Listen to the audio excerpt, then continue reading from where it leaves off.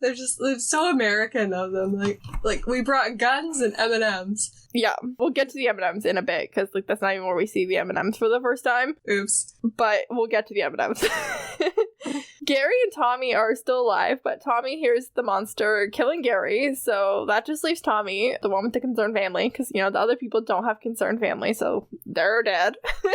Yeah, and we're looking at them in this, like, dank, creepy-looking cave, and you get to hear whatever the hell this is eating the other guy alive, which is amazing. Poor Gary. Haley and Roy have taken like 2 minutes to clock the Winchesters and call their bluff, and Dean tells Haley that they're looking for their dad and that that's the most honest he's ever been with a woman, which we will be revisiting in a future episode not too far from now. In a later season 1 episode, we're going to revisit that statement because it's not true. Well, I mean, Dean lies, as he just established. Yes, that is true.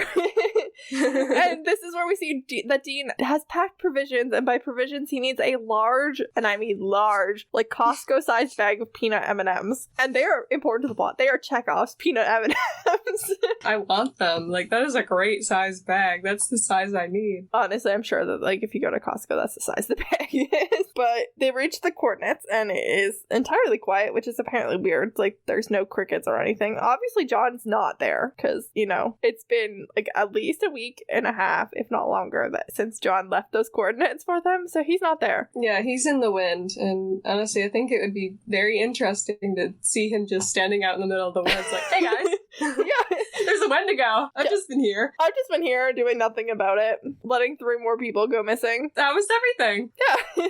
So they find Tommy and Gary and Brad's campsite. It's destroyed and bloody. Dean notes that something dragged the bodies from the campsite, mentions it's not a skinwalker or a black dog. I would like to know what a black dog is on this show, because we don't ever see one. It's mentioned occasional times. I mean, just from the name, it's probably referencing a Kushi from Irish mythology. Probably. There's a lot of different black dog myths. That's true. My favorite are the Irish ones. Oh, from the little that I do know, I agree. Assuming that they mean something that's different from a hellhound, which we see a bunch of times on the show. Yeah. Because a lot of the black dog myths and the way that they do hellhounds on this show are similar. But they hear screaming, and everyone goes running, only to find absolutely nothing. And they return to camp, and all their gear is gone. Sam immediately figures out exactly what's happening, and that this is a Wendigo, and things are bad. Luckily, Dean has their dad's journal on his person and not in their bags, which Sam was carrying the whole time. Which means that Dean is wearing this jacket, which looks super good on him, but it's apparently like totally unencumbered by a full book and Costco-sized bag of candy in the inside pockets of this jacket.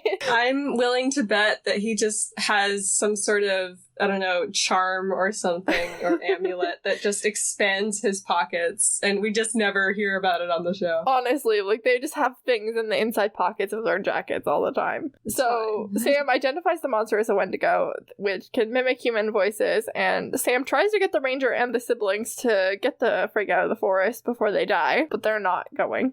And I think partly, at this point, I don't think they quite believe that it's a Wendigo yet. No, because they don't really explain anything to these people until later. Like, later there's a full scene where Sam is, like, explaining the Wendigo myth more. So at this point, when they're, like, not, like, wanting to stay inside the magic circle, it's because they don't know, they don't have an explanation for what's happening.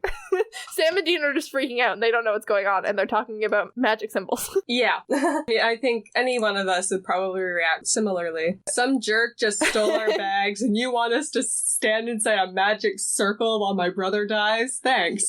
Yeah, so I have some things to say about said magic circle. Dean says that they're drawing some honest Nazi symbols, and apparently that's an outdated and controversial term that white people started using in the late 1880s and might translate to ancient enemy, and so I googled what the correct name for that group of people are, and I found that name Ancestral Puebloans. I don't know if I said that correctly at all. Anyway, they live in the Four Corners region, which is where 4 of the states meet at a more or less perfect corner, including southwestern Colorado, which Lost Creek looks far away from in terms of things that are in Colorado, in my opinion, but I really just don't know for sure what the geographical range for those people were, so maybe Lost Creek wouldn't be that far away. But at least they got that sort of accurate where the region is concerned. Yeah, Lost Creek is in more like central Colorado near Denver than it is near this like four-corner portion of the state. I know it's Colorado, Utah, Arizona, and a 4th state that I don't remember because I'm Canadian and I didn't memorize the states and where they are.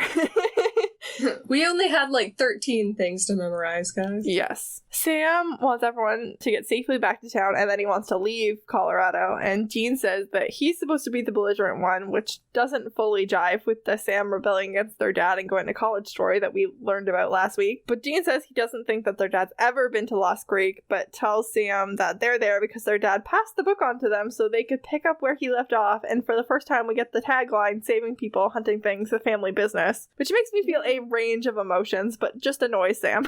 Who then says exactly what I think, which is why doesn't John just pick up a phone and talk to them? Good question. It is a good question that we're going to get into in episode 5 of this podcast.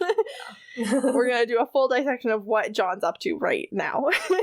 He's got some explaining to do. Definitely. But Sam is on a mission to find their dad and find Jessica's killer, and he does not care about anyone or anything else. Dean is surprisingly chatty here. He uses his words for once, and he tells Sam that it might take a while to find their dad, and that if he holds on to every little ounce of anger like he's been doing for the last week, it will kill him. I think it's a little soon, like just died, and it's a little hypocritical considering how much yelling about their mom that Dean did last week. But he's not wrong.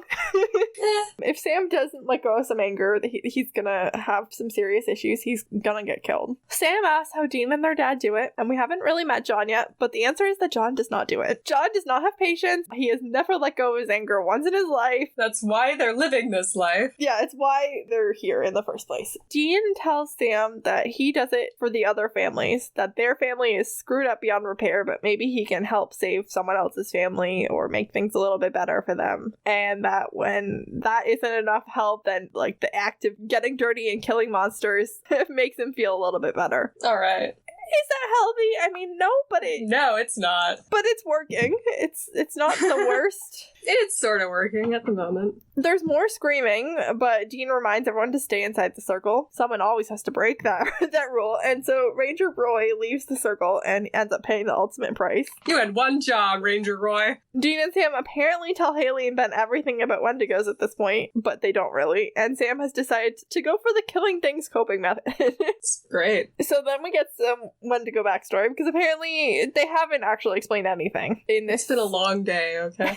There's been like 2 different moments where it seems like they should have explained what Wendigos were, but now that we're at the third one, now we're, as an audience, gonna have to get it explained to us. I'm willing to believe that they were just distracted. But like, just the way that Haley was talking when she was like, these things aren't supposed to be real, and then it turns out she doesn't know anything about Wendigos, because then like 2 minutes later is when we get the explanation about Wendigos. So anyways, according to the show, Wendigos usually go back to indigenous tribes. The term is Cree. It's either like someone from one of the tribes or like a frontiers person or something like that, and they've got hungry or isolated, and prolonged cannibalism turns people into monsters. Like, you know, if you eat flesh one time, like that's really bad, but if you eat flesh like another time, then like if you do enough, you're gonna turn into a Wendigo, and then they can live for hundreds of years, and they keep their victims alive to store them to feed later, but you can kill them with fire. Yay. And then there was clearly some sort of hiking montage, because my note says there's a lot of hiking in this episode. Yeah, well, you're in the woods. A lot of this episode is them hiking through the woods.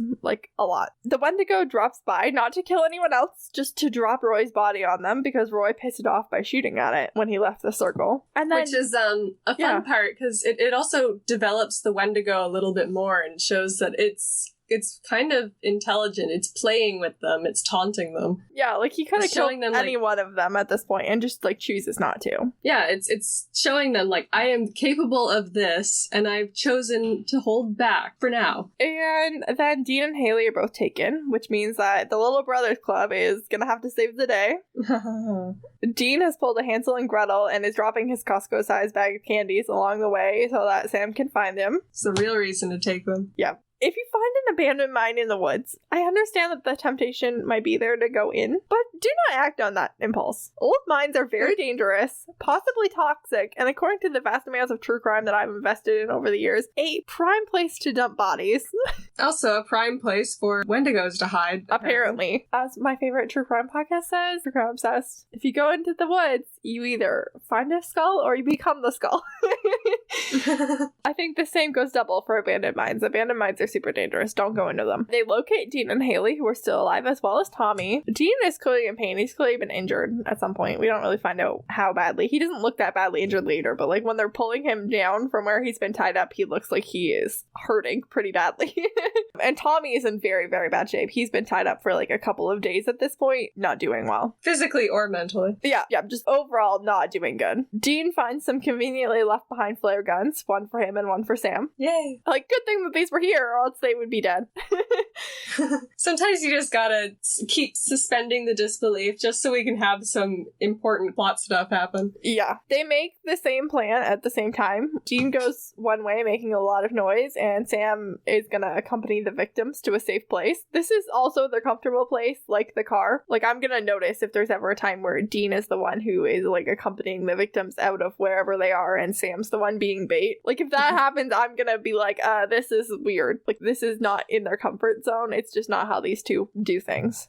Yeah, I think it's cool to watch, though, because, like, we're trusting Sam with protecting the people we're trying to save, which is cool. Dean never puts Sam into danger willingly. Like, yeah, that too. Dean is never gonna allow Sam to be bait without putting up a big fuss about it, so...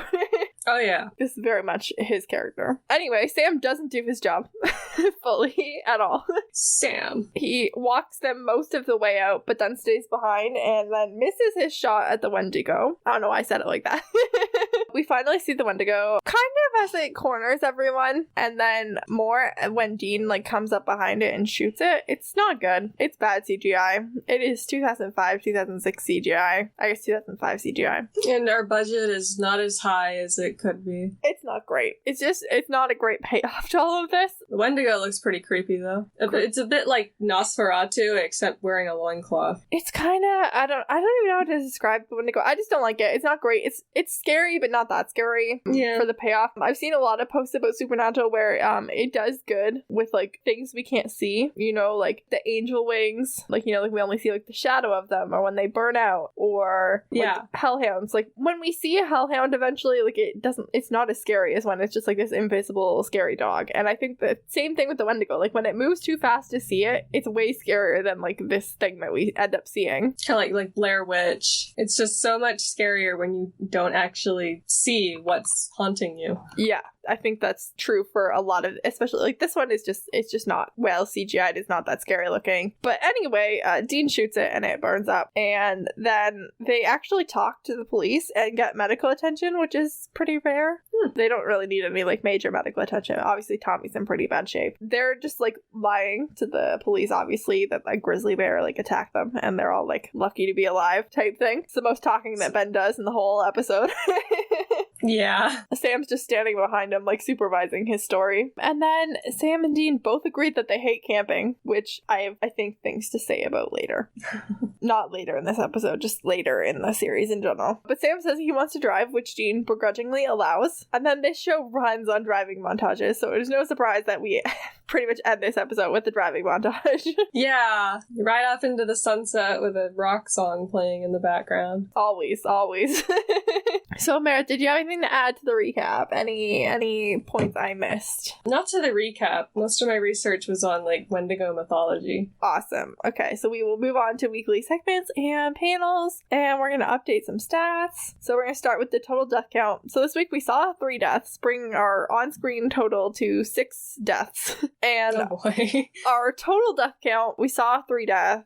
And then we had 13 plus an unconfirmed number of off-screen deaths, bringing our estimated total of on and off-screen deaths to 34 plus some unknowns. So is we're just for both episodes? Yeah, episodes 1 and 2. Okay. So I was gonna say the Wendigo's been busy. The Wendigo had 13 plus. We didn't get numbers for 1959 or 1936. We didn't get a number for either of those 2 years that Sam knew that people had gone missing. He just didn't feel the need to share a specific number. So we had 13 plus plus plus Gary and Brad, plus Ranger Roy, plus some unknowns, and then plus last week's 16 on and off screen deaths. So yeah, 34 total. All right, guys. Plus some unknowns, so 34 plus. And then we also... 2 episodes in. Yeah. We already got enough to fill a classroom. Yeah. We also try to assign MVP of the week, so let's see who our guests would like to nominate as this week's most valuable person. Meredith, who are you nominating this week? I don't know. I think I'll go with Dean. He brought M&Ms. I like that. I also agree. Sam was quick to ID the monster, but Dean's M&Ms and flare gun aim kept the ship on course this week. He also wrangled